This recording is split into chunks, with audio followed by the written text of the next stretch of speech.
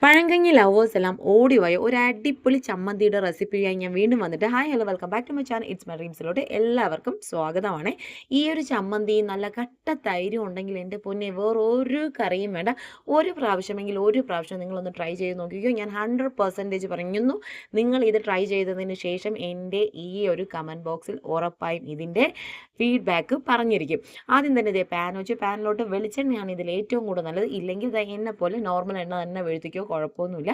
അത് കഴിഞ്ഞ് ഇത് നോക്കിയോ, സവാളയാണ് എടുക്കുന്നത്. സവാള നമ്മളിത് നിറുകനെ കീറിയിട്ടാണ് ഇടുന്നത് കേട്ടോ. ഞാനിപ്പോൾ കുഞ്ഞ് സവാള ആയതുകൊണ്ട് ഒരു 3 സവാള, ഒരു 5-6 സവാള എടുത്തിട്ടുണ്ട്. നിങ്ങളുടെ കയ്യിൽ നോർമൽ വലിപ്പത്തിലൊക്കെ ഉള്ള സവാളയാണെന്നുണ്ടെങ്കിൽ 2ഓ 3ഓ ഒക്കെ തന്നെ ധാരാളം. ഇത് ചെറുതായതുകൊണ്ടാണ് ഞാൻ ഒരു 6 സവാള അടുപ്പിച്ച് ഞാൻ എടുത്തിട്ടുണ്ട്.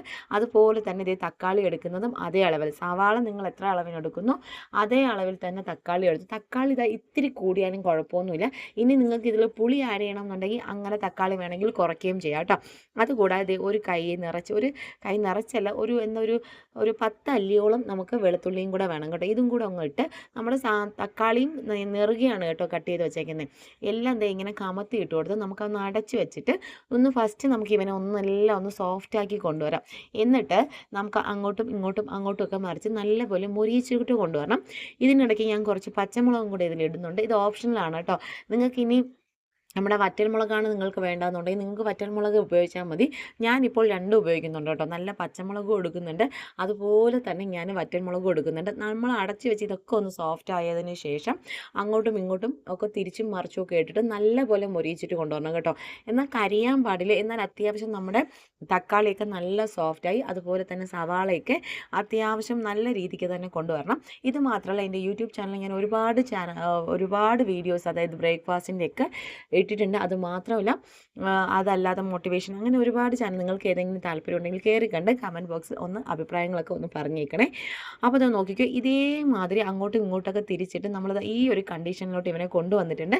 നമ്മളെ വെളുത്തുള്ളിയും നമ്മുടെ പച്ചമുളക്, സവാള, അതുപോലെ ടൊമാറ്റോ എല്ലാം ഇതുമാതിരി ആവുന്ന സമയത്തോട്ട് ഞാനിപ്പോൾ ഇവിടെ എടുക്കുന്നത് നമ്മുടെ ചതച്ച മുളക് പൊടിച്ചതാണ്.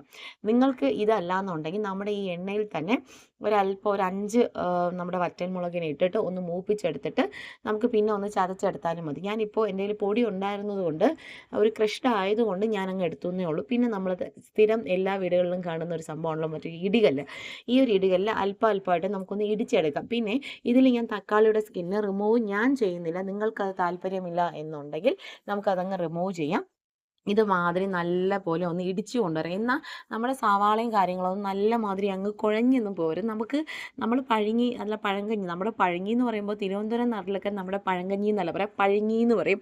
അപ്പോൾ സംഭവം ഈ പഴങ്കഞ്ഞി കഴിക്കുമ്പോൾ നമ്മുടെ ഉള്ളിയൊക്കെ ചെറുതായിട്ട് ഇങ്ങനെ കടിക്കാൻ കിട്ടണം. അതാണ് ഇതിൻ്റെ ഒരു ടേസ്റ്റ് എന്ന് പറയുന്നത്.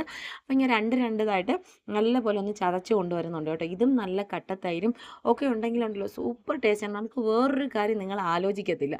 ഇപ്പോൾ നോക്കിയോ, എല്ലാം ഞാൻ ചതച്ച് ഇത് മതി. ഞാൻ ഒരുപാട് അങ്ങ് അതിനിട്ട് ചതച്ച് അങ്ങനെ കൊണ്ടുവന്നിട്ടില്ല.